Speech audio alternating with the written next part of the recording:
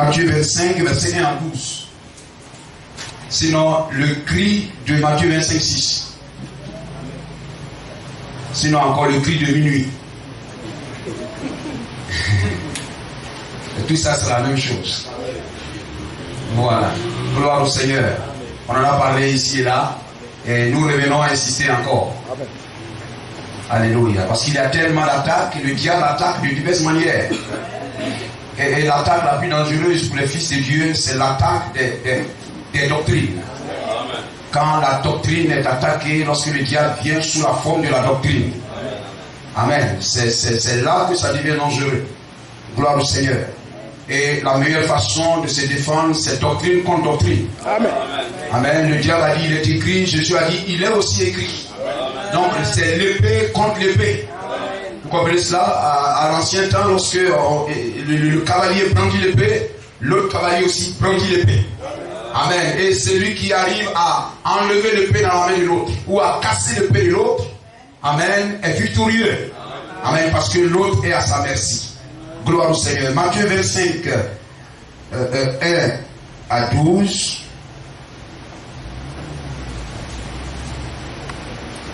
Alors le royaume des cieux sera semblable à 10 vierges, ayant pris leur lampe, allèrent à la rencontre de l'époux.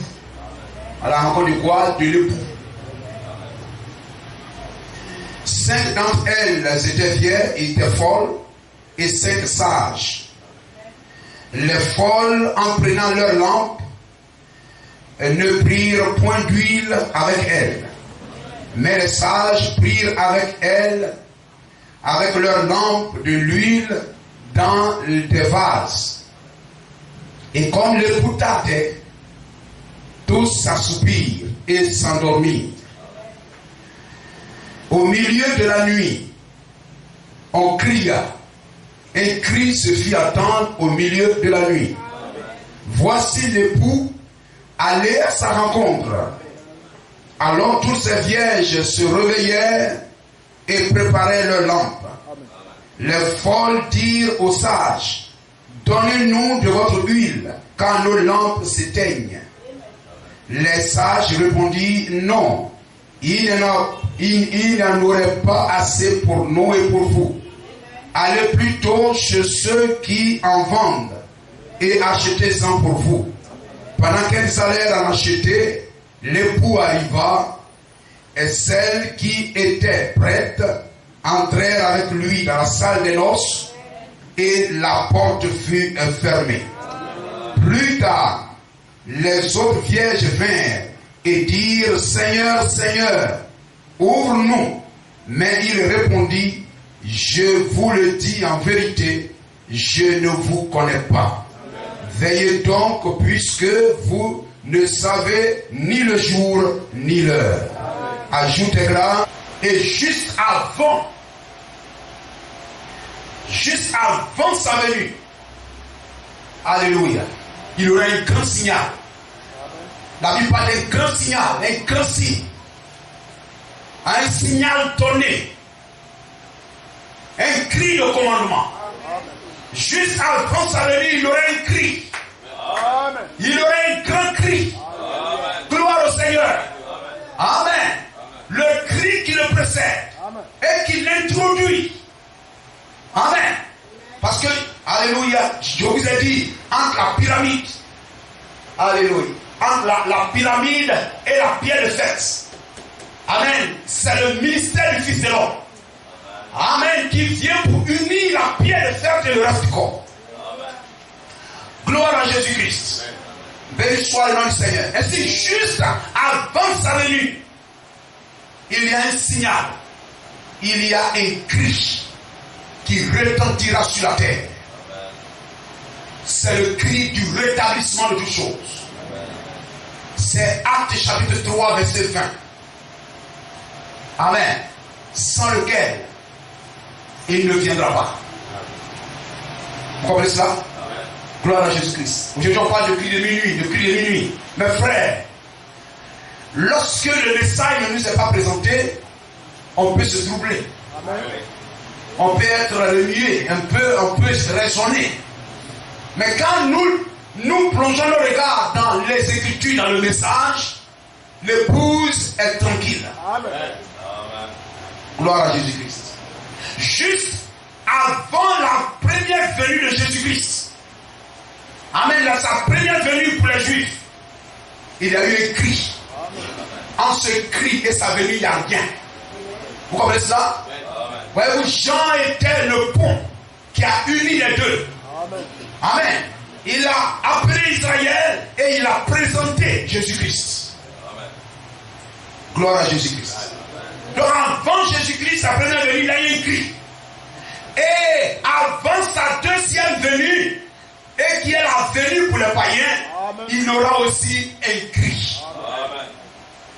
Parce que cela doit accomplir Ésaïe 61. Ésaïe 61. Verset 1 à 2. Gloire à Jésus-Christ. Amen. On peut lire ça. Il faut que je dise Ésaïe 61, 1, 2. Amen. Alléluia. Ésaïe 61 parle de deux venues de Jésus-Christ et de deux venues de Jean-Baptiste. Amen. Gloire au Seigneur. Et pour relier cela à Malachie 4, 5, 6. Amen. Gloire au Seigneur. Malachie 4, 5, 6 précède Ésaïe 61. Amen. Gloire au Seigneur. Il retourne le cœur des pères à leurs fils. Et c'est la première venue de Jésus-Christ. Proclamer une année de grâce. Et pour retourner le cœur des enfants à leur père. Et vous avez l'année de vengeance qui vient. Gloire à Jésus-Christ. Deux fois Jean-Baptiste. Deux fois Jésus-Christ. Mais Jésus-Christ, Jean-Baptiste de ce côté-ci s'appelle William Allen Branham. Amen. Amen. Gloire au Seigneur.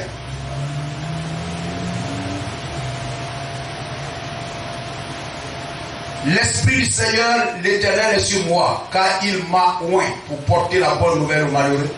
Et il m'a envoyé pour guérir ceux qui ont eu le cœur brisé, pour proclamer aux captifs la liberté et aux prisonniers la délivrance, pour publier une année de grâce de l'Éternel. Et lorsque vous allez dans Luc chapitre 4, il s'arrête là. Et le deuxième côté doit s'accomplir après. Amen. Et lorsque vous prenez Luc chapitre 1 aussi, Luc 1, 23, amen, Jean-Baptiste vient pour ramener le cœur des pères à leurs enfants. Donc il reste le cœur des enfants à leurs pères et il reste l'année de vengeance. Amen. Entre cette virgule, amen, et hein?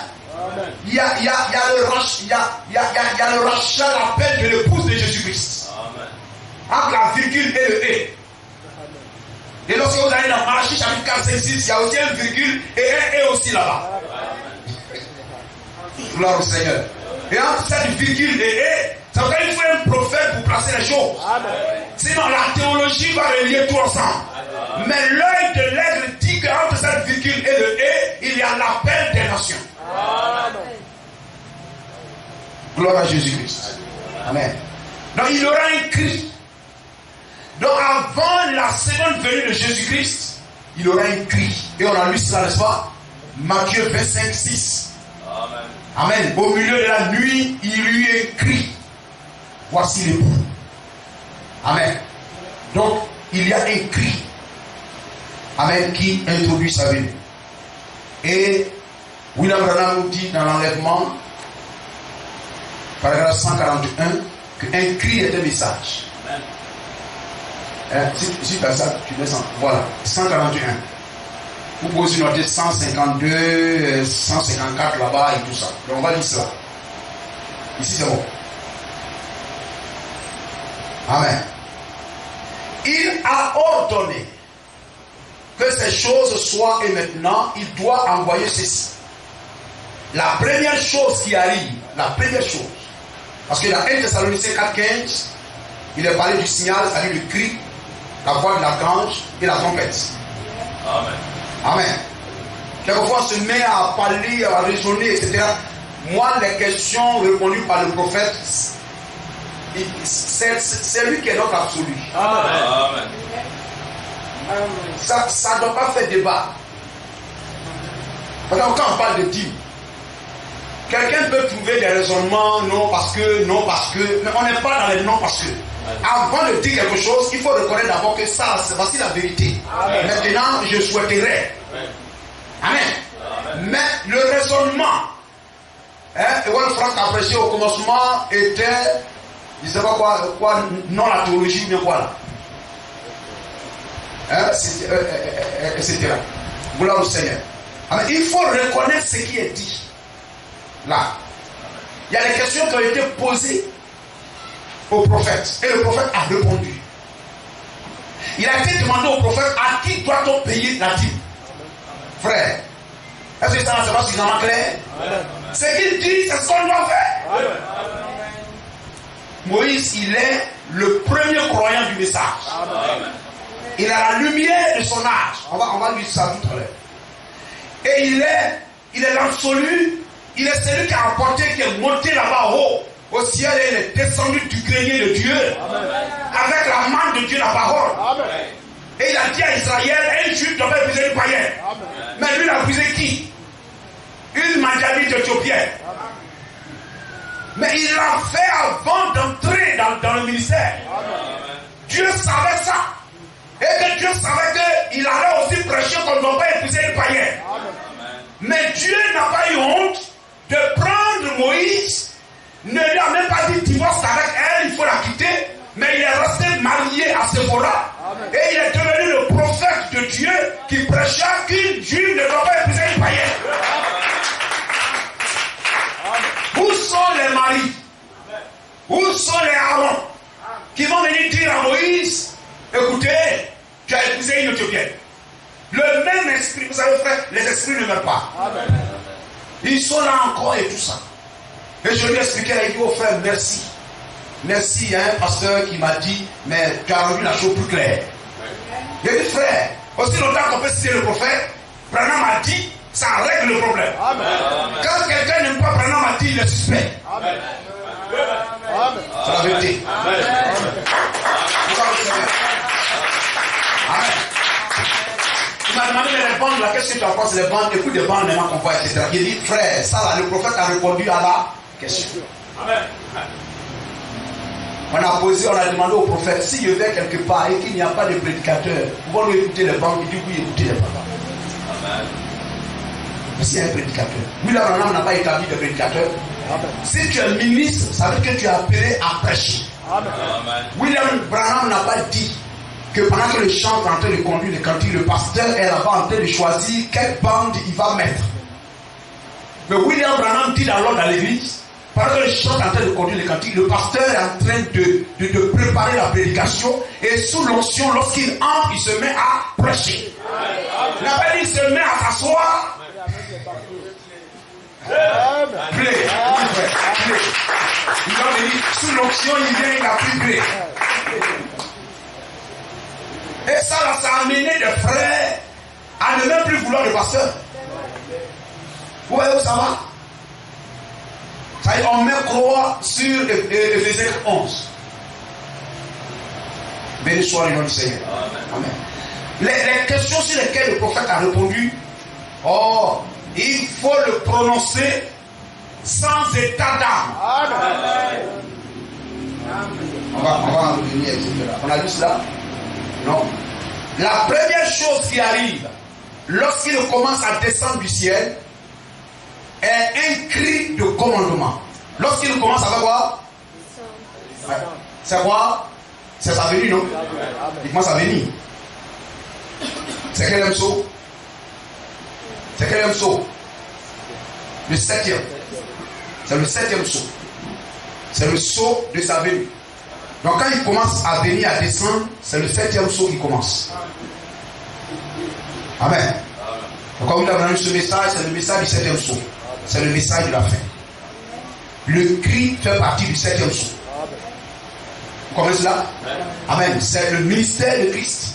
C'est pourquoi même frère, ouais, lorsqu'il a ouvert la parole, à partir de 63, c'était le ministère de Christ qui avait commencé là.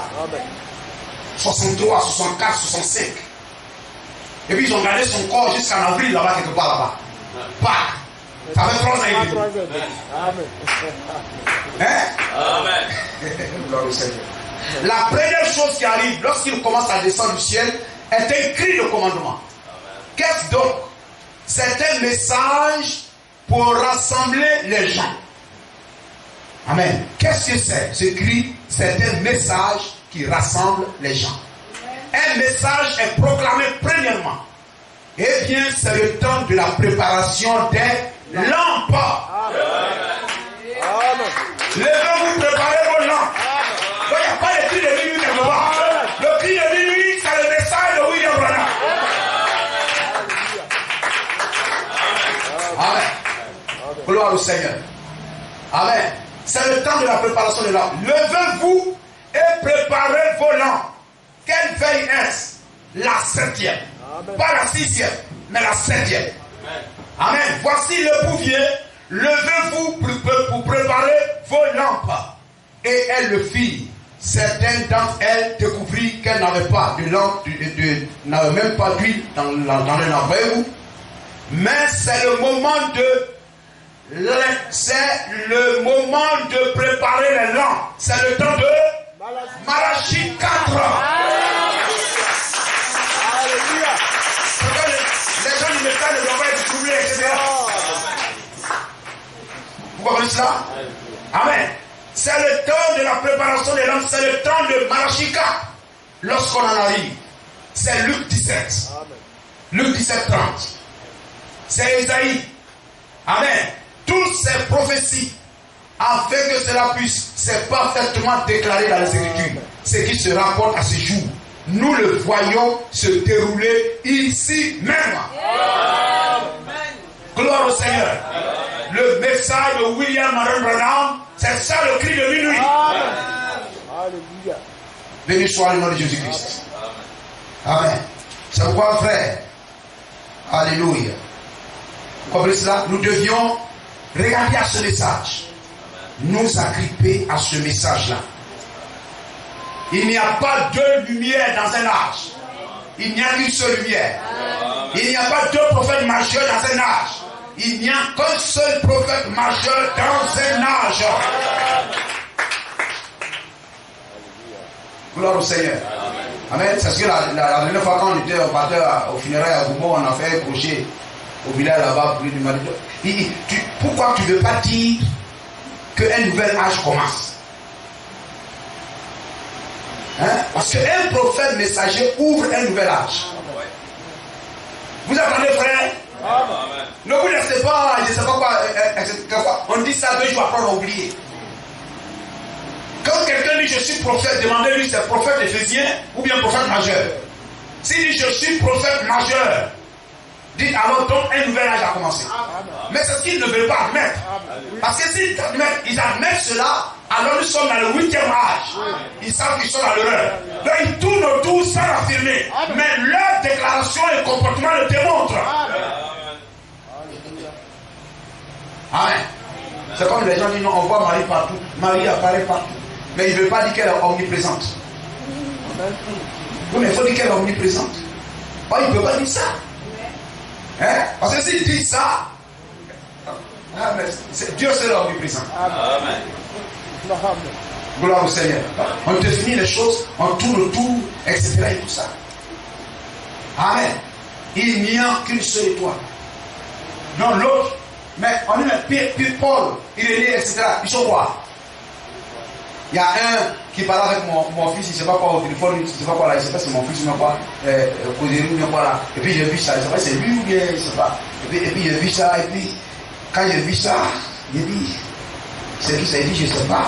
Et tout ça. Il dit, bon d'accord, il faut demander qui est le père, et Paul c'est qui? Et puis il s'est trompé, il a dit, c'est le père de l'âge. J'ai dit, non, William Branham est le père de l'âge. Il dit, oui. Ça suffit. Amen. Donc, s'il est le père de l'âge, nous sommes les enfants de qui? Nous ne sommes pas les grands-pères. Donc, nous sommes le fruit de la sémence. Amen. S'il est le père, ça veut dire que nous sommes sa sémence. Amen. C'est sa sémence qui nous a fait. Amen. Quel que soit ce que vous êtes dans l'âge, Le Père, nous sommes sa sémence. Or, la sémence, c'est quoi? C'est la parole. Donc, c'est la parole de William Branham qui fait de nous des croyants aujourd'hui. Il a coupé la bougie. Il a coupé la bougie. Non, frère. Ça veut dire qu'ils sont comme les témoins de Jéhovah. Lorsqu'on les bloque ici, ils s'en vont après, ils s'en vont tourner. Bon, ça, c'est la voix du serpent. C'est le serpent. Gloire au Seigneur. Ce message, c'est la finale. Le septième, c'est le parfait. Il n'y a plus rien d'autre. Gloire à Jésus-Christ. Amen. C'est pourquoi, frère, il faut regarder à ce que William Branham a dit. Amen. Un ministère, voyez-vous, Éphésiens 4:11 n'a pas de message. Vous m'écoutez? Amen. Les Éphésiens 4:11, c'est Josué. C'est le ministère de Josué. Les Éphésiens 4:11 n'ont pas de message. Les Éphésiens 4:11 sont les porteurs du message du prophète messager. Amen. Vous comprenez cela? Amen. Tout le monde comprend? Amen. Amen. Alléluia. Je sais qu'il y a des nouveaux parmi nous, je vais encore réécrire. N'est-ce pas? La dernière fois, j'avais écrit, non? Hein? Prophète majeur. Voilà. C'est-à-dire, c'est de lui.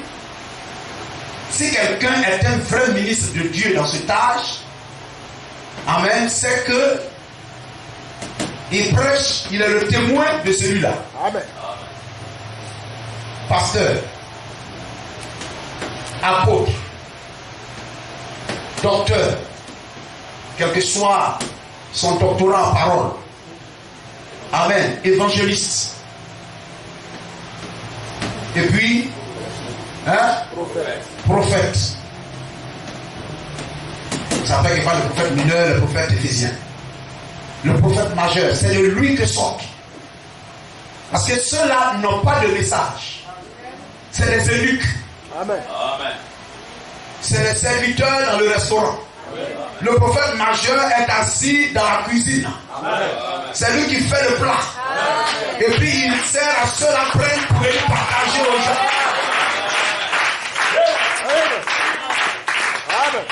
Ils ne viennent pas pour mettre encore piment dedans. Non. Ils ne viennent pas encore pour mettre encore un peu de sel. Tel que ça sort de la cuisine, il faut leur donner ça comme ça. Amen. Amen. Si quelqu'un dit il vient encore, il va prendre l'assiette, il s'en va dans la cuisine là-bas. Maman, il y a la table numéro 20. Ils disent qu'il vient encore un peu de choses. Elle sert, puis tu prends, tu t'en vas les donner. Prenons Josué 1, verset 1 et verset 7. Gloire au Seigneur. Amen. Josué chapitre 1, verset 1 et verset 7. Lorsque Israël marchait dans le désert, regardez, j'ai parlé de cela lorsque j'ai prêché Exode 12. Hein? Lorsqu'il marchait jusqu'au mont, je ne sais pas quand c'est quelque part là-bas, qui était devant? C'était Moïse. Amen. Amen. La colonne de feu était devant. Moïse était là. Et je peux dire en bas. Et le peuple était derrière. Amen. Gloire au Seigneur. Donc tout le peuple, que ce soit les sacrificateurs, les Josué, tous ils regardaient Moïse. Amen. Hein? Moïse regardait la colonne de feu.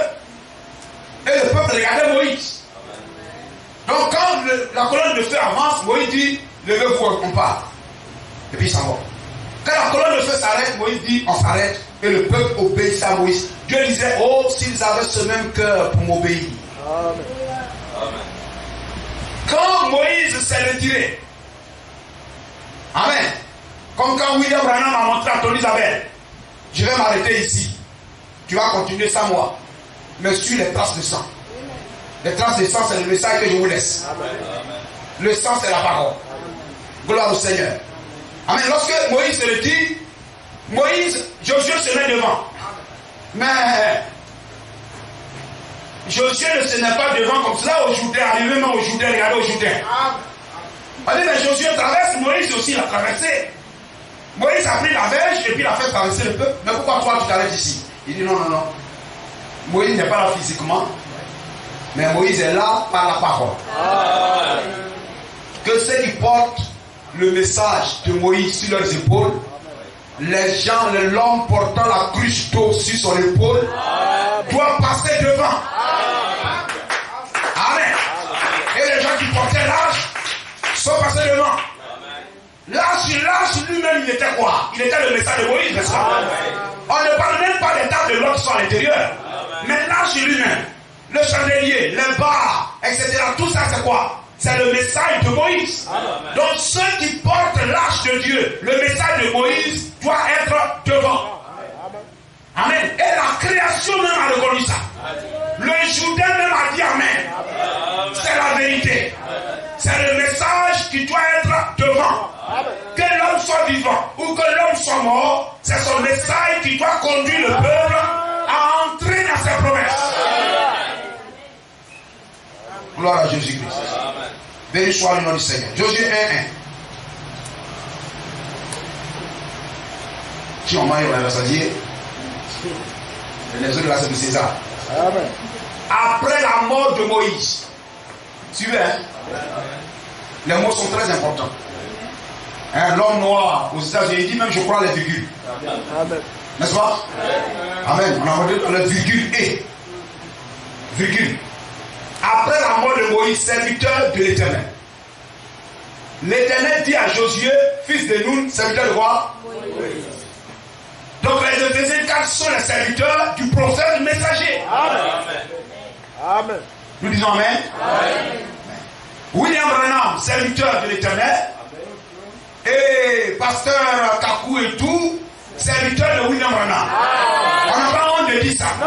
Parce que c'est écrit ici. Et, voyez-vous, et Dieu lui dit, tu n'iras ni à gauche ni à droite de tout ce que j'ai dit à Moïse. Amen. C'est alors que tu auras du succès. Amen. Gloire au Seigneur. Alors prendre le verset 6. Fortifie-toi et prends courage, car c'est toi qui mettras ce peuple en possession du pays que j'ai juré à leur père de leur donner. Le verset 7. Fortifie-toi seulement, aie bon courage et agis fidèlement selon tout le message que je t'ai donné. Hein? Selon tout le message que je t'ai donné à toi, Josué? Non. Mais agissant fidèlement selon toute la loi que Moïse, mon serviteur, t'a prescrite. Amen. Alléluia.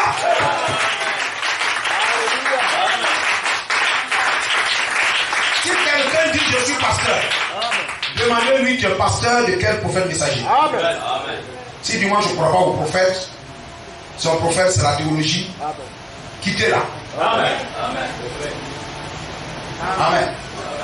Gloire au Seigneur. Tu es pasteur de quel prophète messager? Elle dit non, chez nous il n'y a pas de prophète messager. Il faut quitter là. Tu n'as pas de message, tu ne connais pas la parole. En agissant fidèlement selon toute la loi que Moïse, mon serviteur, t'a prescrite. Ne t'en détournant ni à droite, ni à gauche, afin de réussir dans tout ce que tu entreprendras. Amen. Gloire au Seigneur. Quelqu'un peut avoir un bon travail où il est payé 1 milliard de francs par mois, il regarde sa bénédiction financière, il dit parce que je suis béni financièrement, Dieu est avec moi. Les dénominations sont bénies. Les gens n'ont même pas allé à l'école, les goûteurs, ils ont plein de sous. Amen. Amen. Lorsque vous allez sur le net, ou bien quoi, les hommes les plus riches du monde, il n'y a pas quelqu'un de Misaïd là. Non. Microsoft, je ne sais pas, il gagne combien de milliards par jour. Hein? Même Orange ici, là, etc. C'est eux qui ont venu les réunir, etc. Ils gagnent des millions. Jusqu'à même, ils donnent crédit. Amen. Ils ne te connaissent pas. Tu n'as pas besoin de déposer ta carte d'identité quelque part. Tu n'as pas besoin de donner une photo, donner ceci. Non. De ton portable, tu comprends quand je vais crédit 250 000, ça vient. Hein? C'est pas vrai. L'argent n'est pas synonyme amen, de spiritualité. Quelquefois, l'amour de l'argent est la racine de tous les maux. C'est pourquoi même si on prêche l'argent, c'est un danger. Amen. Amen. Gloire à Jésus-Christ. Béni soit le nom du Seigneur. Amen. En agissant fidèlement selon tout ce que Moïse, mon serviteur, t'a prescrit. Gloire au Seigneur. Il y a ici un homme qui peut allumer la lumière. Il faut mettre ça.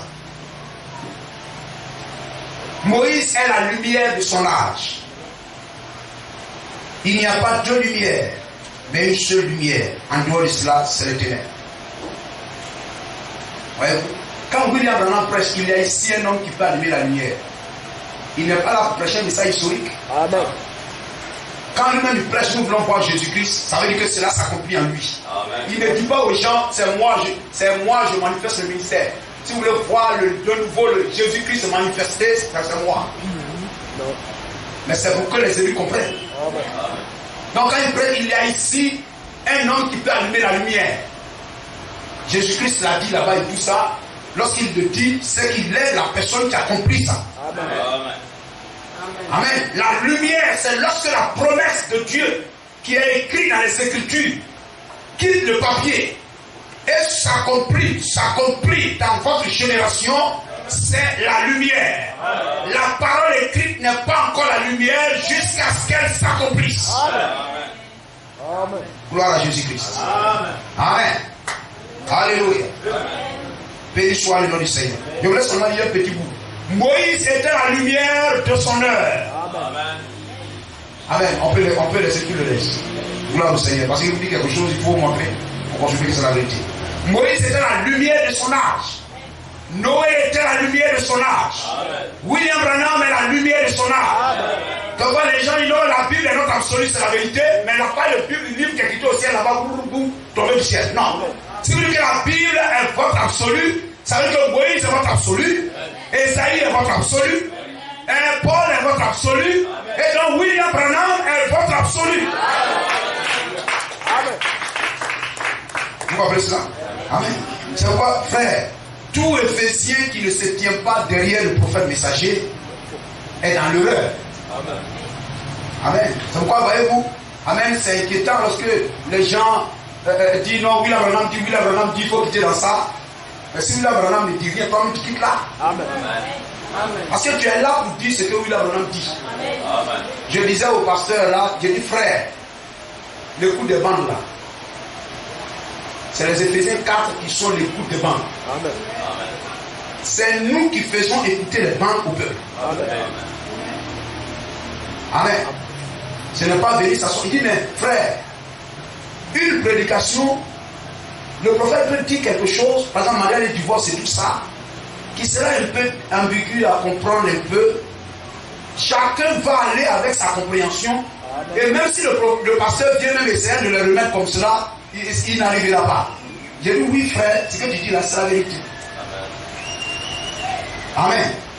Parce que lorsque vous prenez une parole ici, une parole ici, les deux ensemble, vous avez une vue correcte de la chose. Amen. Que ça, c'est un danger. Gloire à Jésus-Christ. Amen. Le ministre d'Éphésiens 4:11, amen, amène le peuple sur les traces du prophète. Amen. Tout pasteur, tout évangéliste amène le peuple à suivre les traces du prophète messager, sur les pas du prophète messager. Amen. Et voyez-vous, c'est cela. Et quelquefois, voyez-vous, lorsque on n'enseigne pas beaucoup sur le prophète messager, quelquefois ça crée des ambiguïtés et l'esprit dénominationnel peut rentrer facilement. Amen. Vous comprenez cela? Amen. L'absolu de l'église et des Éphésiens 4:11, c'est le prophète messager. Amen. Et les Éphésiens 4:11, les pasteurs amènent le peuple à ce que le prophète messager a dit. Amen. Nous sommes d'accord? Amen. Amen. Donc, par exemple, moi, mon absolu, c'est ce que le prophète a dit. Amen. L'absolu d'un Éphésiens 4:11, ce n'est pas un autre Éphésiens 4:11. Amen. Voici là où le problème vient. L'absolu d'un Éphésiens 4:11, ce n'est pas un Éphésiens 4:11. Parce qu'un Éphésiens 4:11 n'a pas de message. Amen. Comment quelqu'un qui n'a pas de message peut être l'absolu d'un autre aussi qui n'a pas de message? Amen. Est-ce que vous comprenez ça, frère? Gloire au Seigneur. Un autre, un Éphésiens 4:11 ne peut pas être l'absolu d'un autre Éphésiens 4:11. Moi, je ne suis pas obligé d'être d'accord avec un autre Éphésiens 4:11. Mais je suis obligé d'être d'accord avec le prophète messager. Est-ce que l'esprit vous donne de comprendre ça? Quelquefois, c'est là que le problème vient. Amen. C'est-à-dire, lorsque un Ephésien, amen, dit ce que le prophète a dit, il ne devient pas l'absolu, mais il ne fait que répéter ce que l'absolu dit. Amen. Amen. Et quand on ne s'en tient pas à ça, ça crée des problèmes. Donc le véritable succès, c'est le Saint-Esprit. C'est l'onction parmi le peuple. Gloire au Seigneur. Vous savez, les attaques du diable, il a combien de milliers d'années d'expérience? Il peut vous engouffrer dans du travail, et vous pensez que vous êtes béni, et il tue votre adoration. Il vous refroidit. Amen.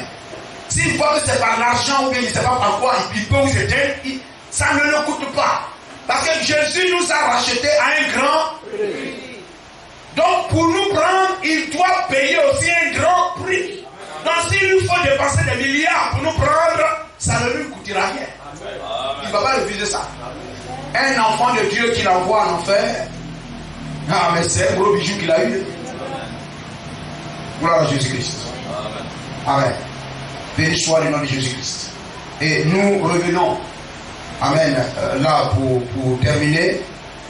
Donc avant la seconde venue de Jésus-Christ, il y a un signal. Il y a un dernier signal. Il y a un dernier cri. Amen. Qui vient pour préparer l'épouse. Et ce cri, nous l'avons dit, c'est le dernier cri. Nous sommes d'accord? Et le cri, c'est un message. Donc c'est le dernier appel. N'est-ce pas?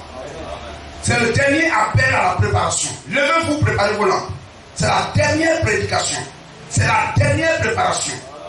Amen. Ce cri, voyez-vous, suscite le dernier réveil de l'église. C'est le dernier réveil, n'est-ce pas? Ils vont plus dormir encore.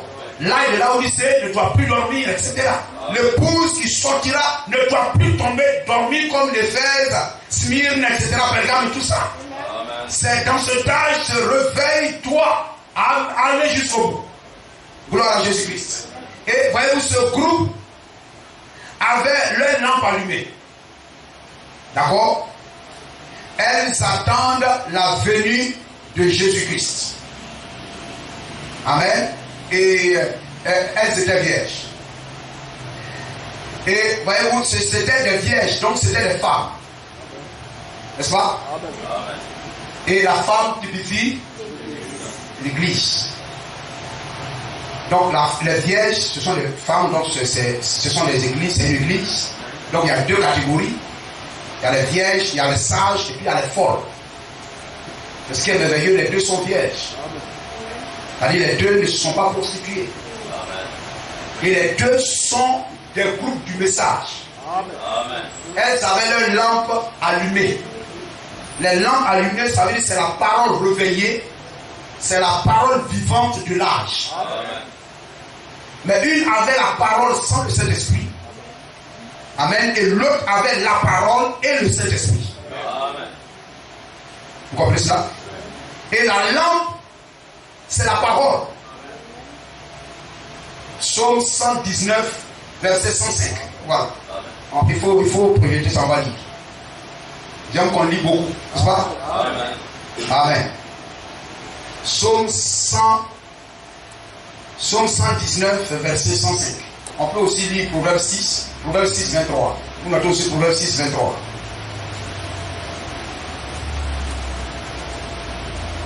Elles sont vierges, c'est-à-dire elles sont irréprochables. Amen. C'est-à-dire un chrétien qui croit dans le message, qui marche dans le message, amen, qui a un cœur nouveau, un esprit nouveau, C'est-à-dire c'est quelqu'un qui se tient dans la sanctification. Il est vierge. Cependant, il n'a pas encore le Saint-Esprit.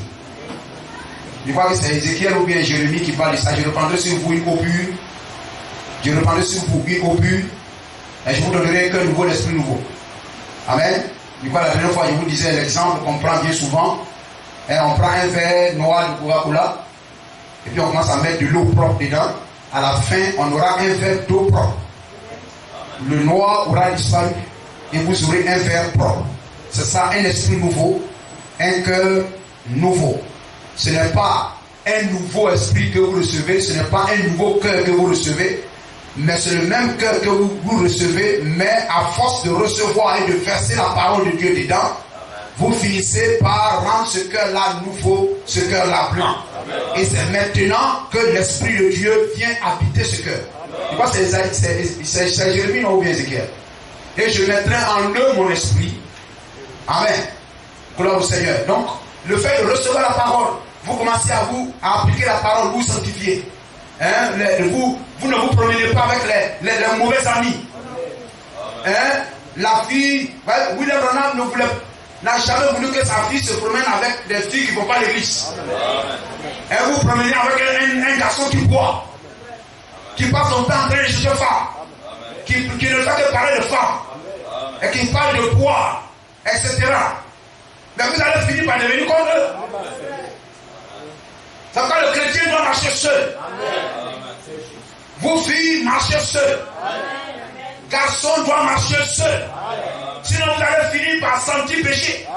Afin de vous frotter aux gens. Gloire au Seigneur. Amen. Fils de l'homme, si un homme est véritablement souillé, amen, touche ces choses, seront-ils souillés? Oui. Ils seront souillés. Gloire à Jésus-Christ. Ta parole est une lampe à mes pieds. Ta parole est une lampe à mes pieds et une lumière sur mon sentier. Vous allez aussi dans Proverbe 6, 23. Vous allez trouver aussi. Tu allais la trouver. Voilà. Car le précepte est une lampe et l'enseignement une lumière. Voyez-vous, est une lampe et une lumière. Donc les vierges, elles sont irréprochables dans leur conduite. Elles ont un cœur nouveau, un esprit nouveau. Et elles ne s'est pas prostituée. Une vierge, c'est une femme qui n'a pas été touchée par un homme, qui n'a pas reçu la sémence d'un homme. Amen. Alléluia. Et voyez-vous, la sémence c'est la parole. Donc elle n'a pas reçu de fausses doctrines. Amen. Une église qui reçoit une parole qui n'est pas la parole de l'heure, qui n'est pas la parole de Dieu, c'est une église qui se souille. Amen. Qui devient sale, impur. Amen. Gloire à Jésus-Christ. Et donc nous avons dit la lampe c'est la parole, la lampe allumée c'est la parole, et l'huile c'est le Saint-Esprit. L'huile c'est le Saint-Esprit. Amen. Et voyez-vous, nous avons vu que ces vierges marchent. Elles sont en voyage. Amen. Elles marchent vers le ciel. Elles marchent vers la seconde venue de Jésus-Christ. On va le situer tout à l'heure. Elles marchent vers la rencontre avec Jésus-Christ. Elles marchent vers l'enlèvement. Il y a un époux qui doit venir les chercher. Et nous savons que l'époux c'est Christ. Et ces vierges sont des épouses. Amen. Donc, le cri appelle une épouse. Le cri présente une épouse à l'époux. Amen. Donc, alléluia. Sur le plan du salut, Israël a le statut de serviteur. Et l'Église des nations a le statut d'épouse. Donc le cri qui est un message, qui appelle l'épouse, une épouse, amène à la rencontre de son époux, ce n'est pas un cri qui retentit du milieu des Juifs, mais c'est un cri qui retentit au milieu de l'Église, au milieu des nations. Donc c'est un cri qui est poussé par un homme des nations. Ce cri est un message adressé à l'Église des nations pour susciter une épouse Gloire à Jésus-Christ. Béni soit le nom du Seigneur. Et voyez-vous, gloire au Seigneur. C'est donc ce cri, amen, qui retentit. Amen, c'est le dernier cri. On peut le calculer. C'est le dernier cri. C'est un message. Amen, qui retentit au milieu des nations. Gloire au Seigneur. Qui retentit au milieu des nations. Amen. Et c'est le dernier cri. C'est le cri de la venue de Jésus-Christ. Donc Matthieu 25, 6. C'est 1 Thessaloniciens 4, 15. Le cri de Matthieu 25, 6. C'est aussi le cri, le signal de 1 Thessaloniciens chapitre 4, le verset 15. Amen. Gloire au Seigneur. Et ce message, ce cri, amen, bien sûr, est apporté par un prophète majeur. Parce que les Éphésiens n'ont pas le message. Gloire au Seigneur. Et si c'est le dernier cri qui introduit Jésus-Christ, alors Actes chapitre 3, verset 20 à 21, dit que Jésus-Christ restera au ciel jusqu'au temps du rétablissement de toutes choses. Or, le rétablissement de toutes choses, c'est quoi? C'est le rétablissement de la parole. Donc, un homme des nations, un prophète majeur, va se lever du milieu des nations pour crier, préparez vos langues. Amen. Et après son message, c'est la venue de Jésus-Christ. Amen. Et si son message amène Jésus-Christ, c'est que son message, c'est le message du rétablissement de toutes choses. Amen. Si son message n'est pas le rétablissement de toutes choses, après son message, Jésus ne viendra pas. Amen. Nous sommes d'accord? Amen. Gloire à Jésus-Christ. Amen. Ainsi, voyez-vous, Matthieu 25, 6, c'est 1 Thessaloniciens 4, 15. Amen. Cela accomplit Actes chapitre 3, verset 20 à 21. Amen. Donc, le cri de Matthieu 25, 6, c'est le cri, amen, de 1 Thessaloniciens 4, 15, et c'est le cri qui rétablit toutes choses, amen, et qui, amen, introduit Jésus-Christ, qui fait descendre Jésus-Christ. Et ce cri retentit au 7e âge de l'Église. Pourquoi? Pourquoi? Parce que il y a eu des cris, on peut le dire. Paul a crié, Irénée a crié, Martin a crié, Colomban a crié, Luther a crié, etc. Si le premier cri était le cri du rétablissement de toutes choses, il n'y aurait pas de deuxième cri, le Seigneur serait venu. On est d'accord? Si le deuxième cri, Irénée, était le cri qui rétablissait toutes choses, il n'aurait pas, Martin n'aurait pas crié, Jésus serait venu. Amen. Et donc du premier jusqu'au 6e, ça n'est pas le cri du rétablissement de toutes choses, sinon Jésus serait venu. Amen. Mais le 7e, amen, c'est ici, nous parlons de l'enlèvement, c'est ici le cri qui fait descendre Jésus-Christ. Et il a commencé à descendre. En 63, on a vu déjà le signe de sa venue. Gloire à Jésus-Christ. Béni soit le nom du Seigneur.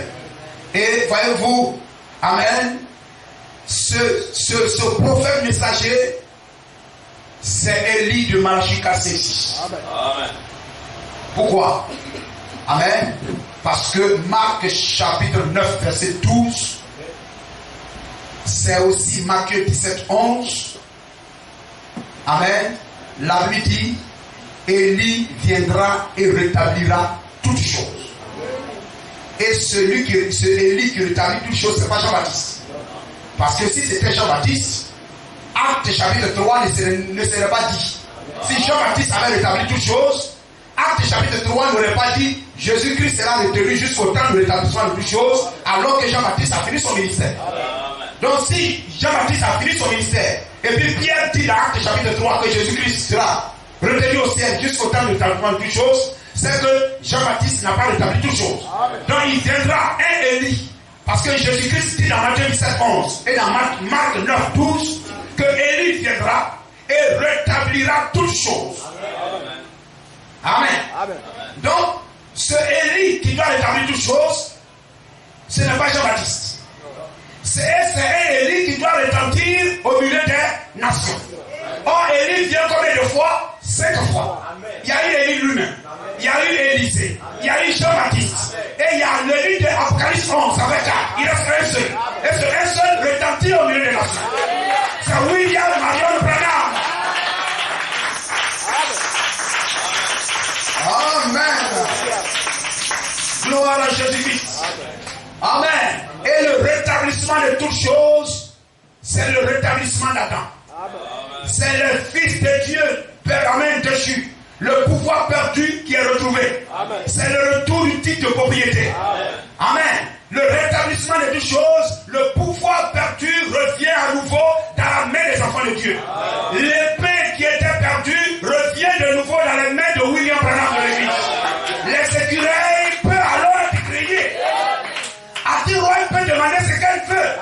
L'Église peut demander ce qu'elle veut. Parce que c'est le jour du rétablissement de toutes choses. Est-ce que nous sommes d'accord? Amen. C'est l'adoption de l'Église. L'Église reçoit le pouvoir du Père. Que Dieu vous bénisse.